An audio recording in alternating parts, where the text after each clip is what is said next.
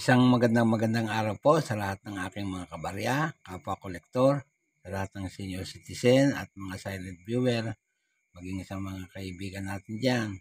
Magandang araw po. Sana po ay nasa mabuti kayong kalagayan ngayong malapit na ang bagong taon. At ngayong nga pong araw na ito, ang pag-uusapan po natin ay tungkol sa coins ng bansang Mexico. Ang kanilang $5 o 5 pesos. Yan po. Ay state po ito ng Mexico. Yan. Pag-usapan po natin. Sa obverse na bahagi ay makikita natin ang emblem o yung shield ng Mexico. Yan po. Meron pong golden eagle at nakadapo sa prickly pears, cactus. Tapos po, may tangay-tangay siyang isang ahas. Yan po. Yung pong kanyang red, nakapaikot po sa ibaba. Yan po, makikita ninyo. Tapos po, yung legend ay nasa upper semicircle. Yan po. May script po siya na Latin. Ang nakalagay po ay Estados Unidos Mexicanos. O ang translation po niyan ay United Mexican State. Yan po. Sa reverse na bahagi naman ay makikita natin ang kanyang value sa bandang gitna. Yan po. Yan. Ang kanyang value ay $5. Yan po. Tapos po ay may stylized na sa labas ng outer ring. Yan po. Naka-design. Style. May mga design na ang Mexico lamang ang nakakaalam niyan. Yan po. At makikita na rin natin ang taon ng kanyang pagkakagawa sa loob ng bilog sa may bandang kanan, sa bandang itaas. Yan po. 2012. Ang edge po niyan ay plain. Yan po. Ginawa po yan sa Casa de Moneda de Mexico sa Mexico.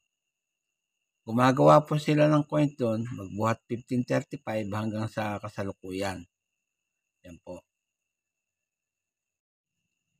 Yan nga pong coins na yan ay galing sa bansang Mexico ng period United Mexican State. Magbuhat 1823 hanggang sa kasalukuyan.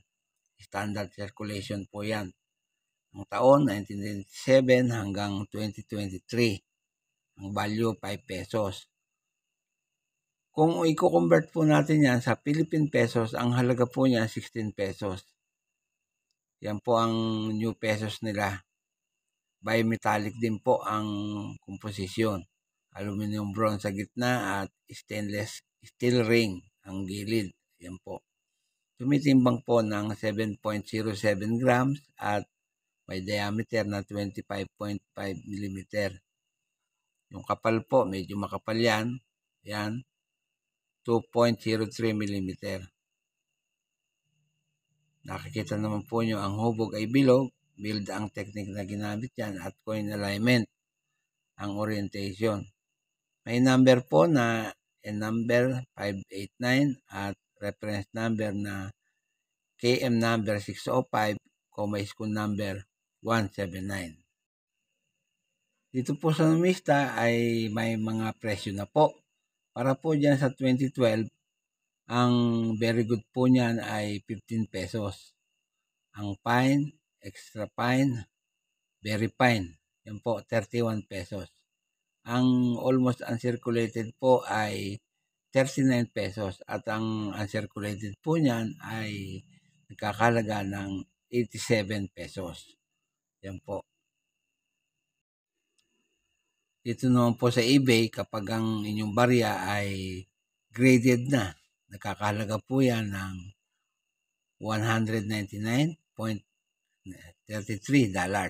Ganyan po kamahal ang coins na yan. Yan po.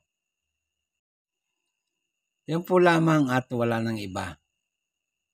Bago po ako matapos sa content ko ngayong araw, nais ko lamang pong patiin ang aking mga kapwa kolektor, mga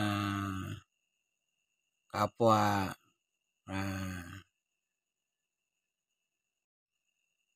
at sa lahat ng aking kabarya. Yan po. Manigong bagong taon po sa inyo. Sana po abutan kayo ng bagong taon na nasa magandang kalusugan at magandang kalagayan.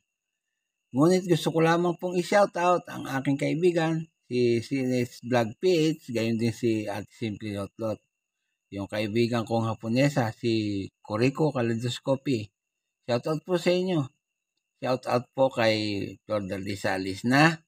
Shoutout po kay JCS Collection, JCS Coin and Collectibles, kay Coin and Banknotes TV, kay Coin Connoisseur, kay Rolando Quijada, yung kababayan ko. Shoutout po sa inyo. Kay Jan Adam Marsan. Shoutout po. Kay Inday Waray Bisdak. Kay Osi Dantata. Kay Jomar Madayag. Sa lahat po ng tricycle driver na nakaparada dyan sa RTS, sa Roque Cabiao, Nueva Ecija, lalo na kay Pangulong Balingit. Ayan po. Shoutout po sa inyong lahat. At manigong bagong taon po. Salamat po ng marami at palagi kayong nandyan at nakasubaybay sa aking channel. Para po sa mga baguhan, wag po sana niyong makalimutan na mag-subscribe. Pakipindot na rin ang notification bell para lagi kayong updated at yung may bago kong content. I-like at pakishare rin po ang video ko. At sa huli ay masabi kong mabuhay tayong lahat.